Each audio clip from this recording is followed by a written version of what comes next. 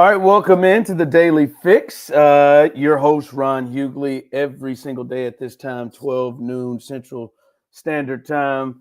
Come hang out with us as the Daily Fix is brought to you by Foolish Club Media, right there in that little box where he rightfully belongs. I know you've been waiting for this. If you're a daily listener, that is Steve Serta. Hi. Well, God, Lord, Steve, you got to be more excited than that, man. Today's the first day of the knockout round of the NBA Cup. Come on now, Not you got to be feeling fired great. up. Been sick Well, for a while now. that's not an excuse. Let's go. We've got to be there and be ready. But look here, a couple of things before we get to it. One, we appreciate however you're taking us in. YouTube, Twitter, however it is.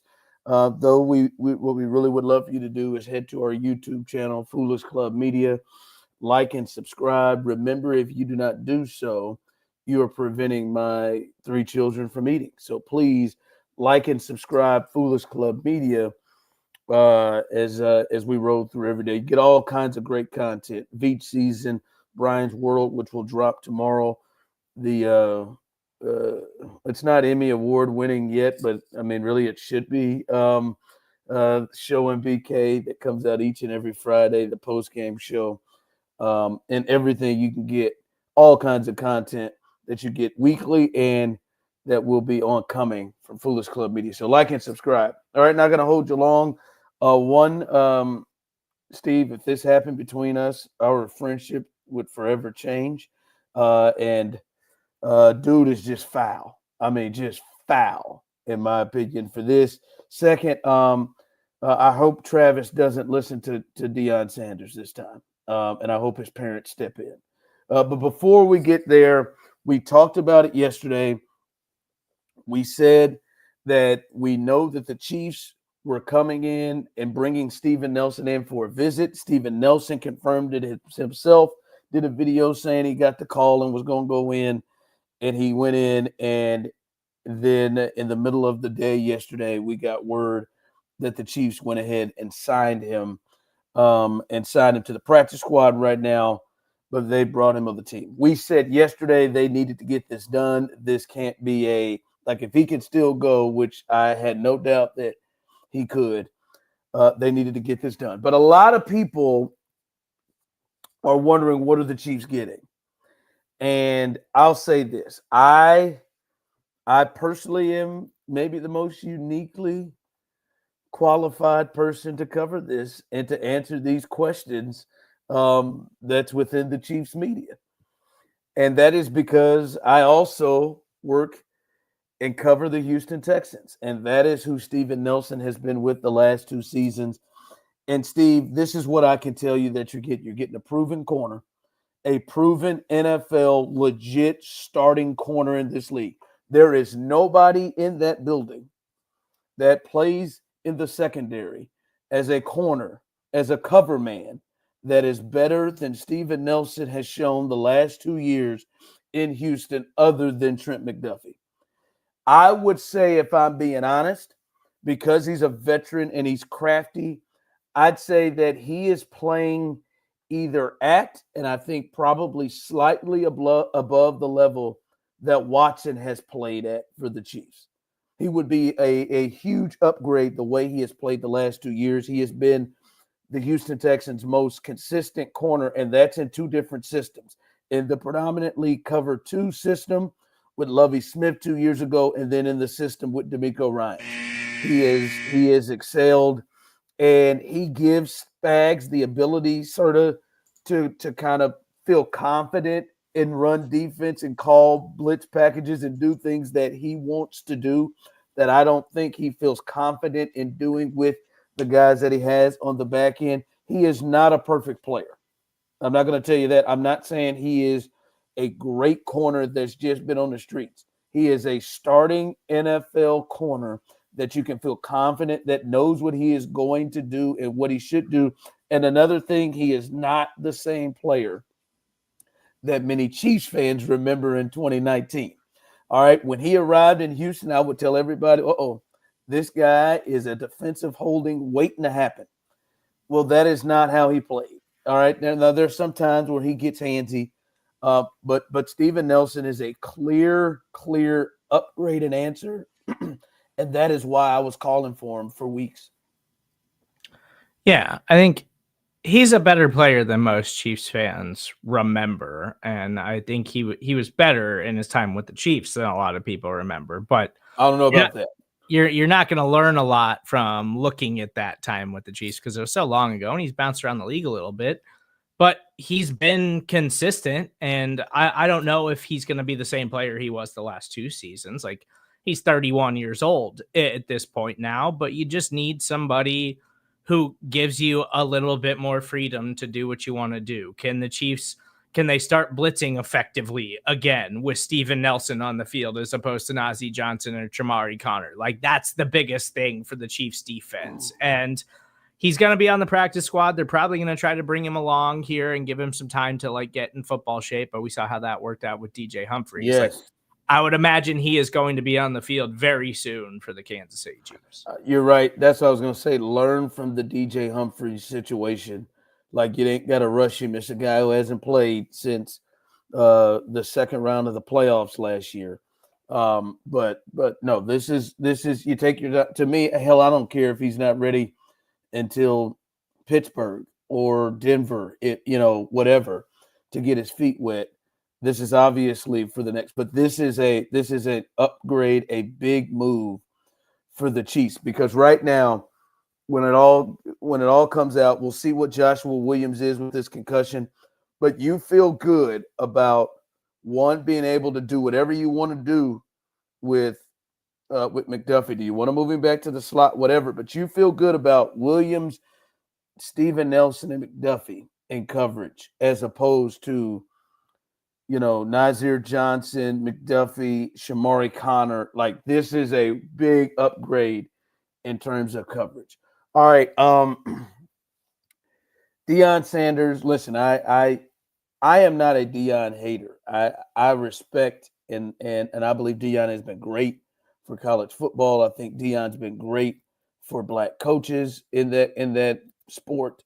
I think he has been a really, really good help. But I know there's some people who think differently. But I completely disagree with him, and I hope Travis Hunter and his family steps in and doesn't listen, because this is from Deion, Serta. Our kids are going to play in our bowl game. We're not going to tap out. There's a couple of teams that could take note, and that is Deion Sanders confirming his players will participate. All of them will participate in the Alamo Bowl in San Antonio. Now, let me tell you something right now.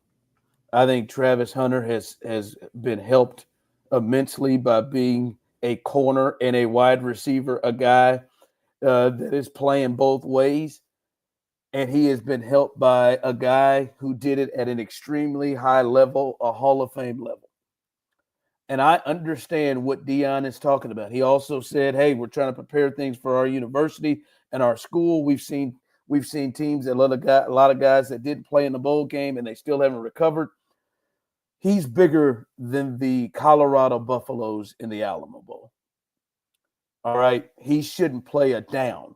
There is no reason that he should play a single second against BYU. He is going to be a top 3, top 5 at the very worst pick. Hell, he might be number 1. There is no reason that he needs to play in that game. That game means nothing. It isn't a playoff. It's nothing. He should never play a game in the city of San Antonio, and it should never start now. Hell, I'll be honest with you, should do or shouldn't. But hell, that's Deion's son, so you ain't got no control over that. But Travis Hunter's parents need to step in. That kid at Notre Dame, who was going to be a surefire top 15 pick, that tore everything up in a meaningless bowl game. Now, Jerry Jones, brought him in, but he was still never the player and never got the big money from the second contract that he wanted. Travis Hunter, sit your ass down. Don't you take a step on the field in San Antonio. Not in pads, at least. You want to go there and support your team, I'm with you. But he shouldn't play a down. Not a down. I mean, I totally agree. I mean, this is a guy that is, by most draft analysts, the number 1 overall prospect in the upcoming NFL draft. And he's been an incredible player, and him playing in the Alamo Bowl is in no way going to affect where he goes in the NFL draft unless he gets hurt. He gets hurt. That's the only way. And Deion can say what he wants, but honestly, like, and maybe this, it's a respect thing between player and coach where like he doesn't want to let his coach down or whatever, but it's not really up to these coaches anymore, whether or not these guys actually participate in these meaningless games. And Deion could be out of there as early as February. So why would Travis Hunter risk injuring himself to play in this meaningless football game? It doesn't make any sense. To build Colorado up. Yeah, we don't know when Deion's going to be out there. So, no, I'm with you on that one. All right. Finally, I want to get here because, listen, I've never had any negative thing or anything or really any feeling about Brandon Graham. Seemed like a cool dude. He's been with the Eagles for a long time. He's a vet there. I know he is held to a high regard up there with the Eagles. He's 100% foul. That man went up there and took a pack of Newports or a pack of whatever cigarettes you like to smoke and threw them all over the gasoline lit up tree that has been lit with the Eagles this week from everything they've had to say. There was a little fire there with Jalen Hurts and A.J. Brown, and A.J. Brown saying, what do you think can help us passing? Like there was some thoughts there. But then Brandon Graham on the Brandon Graham show, he's still on the team. He's injured out for the year, but still on the team and in the locker room. This is what Brandon Graham has to say on his radio show to add more to this ridiculous situation in Philly. That's complaining need to be accountable, and I'm just being honest. You know what I'm saying? Like, and he know this. I don't know the whole story, but I know that one is trying, and I mean, 11 could be a little better with how he respond to things. And they was friends before this. It's like, man, but things have changed, and I understand that because life happens. But it's the business side that we have to make sure that we don't let the personal get in the way of the business, and that's what we got to do better as right now, because we know it's an issue. Everybody's seeing some things, but we need to be able to talk things out as men. You know what I'm saying? But we need to let personal stuff go and let's get right for this game, because, man, it's like a lot of stuff. Most of the time, it's just a conversation that just need to be had. But the person with the problem gotta want to talk to the person other than others. Okay. That's all I'm saying. Steve, what in the hell convinced Brandon Graham that this was a good idea?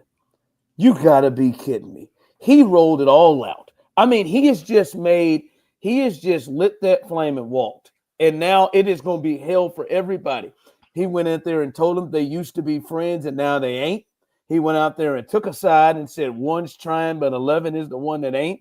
He's got to say the one who's got the problem needs to come talk about, and he already know this.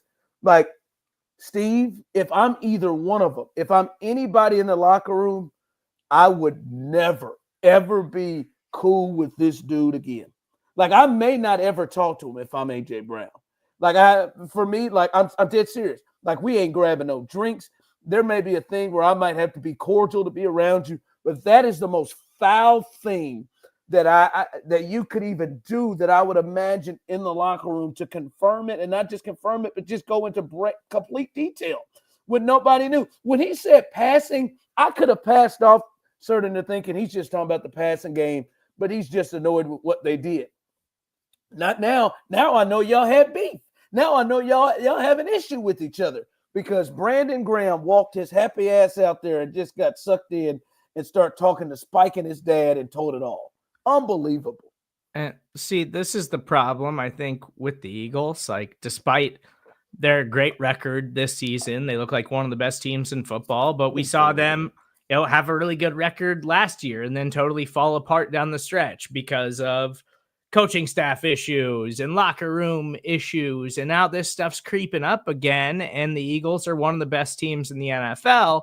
But this is where I question the coaching and the decision-making and the people that are there that are supposed to keep this team together and focused for the most important time of the year, because you don't see things like this happen with the Kansas City Chiefs. You aren't seeing things like this happen with the Detroit Lions, but now we see this thing happen with the Eagles over and over and over again. And Brandon Graham's supposed to be like a veteran leader in that locker room. And now you're calling out, one of the biggest stars on the team. You're and just telling out the whole story and calling them out. It's just And it's like you can do that, but it's like, why are we doing that in public on a radio show with a live audience? Like, it's not even in just a radio studio. They're live on remote there. But now he tried to walk it back since. But I'm telling you, when you roll out, Steve, I don't know the whole story. Maybe you need to stop. I don't know the whole story, but this is what I'm gonna tell. Like this is the equivalent of Travis Kelce. That's his standing and how long he's been with the team, of Travis Kelce just coming out here and just unloading all kind of drama that's happening. All kind of drama and taking a side. Just wild. I've lost so much for Brandon Graham. Hi, Mom and Courtney.